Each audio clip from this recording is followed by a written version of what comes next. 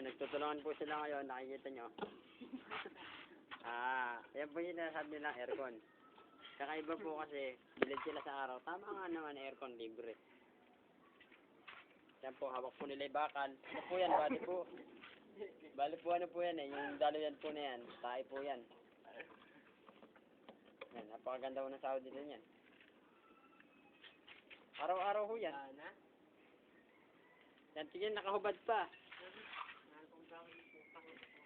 Habon tayo. Pambakal.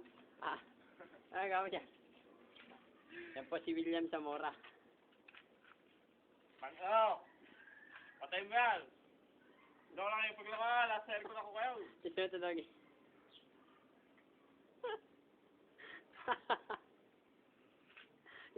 yung siya mo ng ano, sa cellphone. Ganun.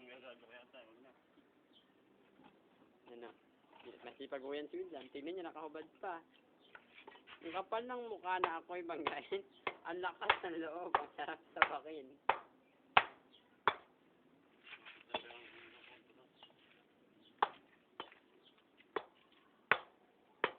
Yan, binabali po niya yan para pumapasok dun sa may dalawian po na yan.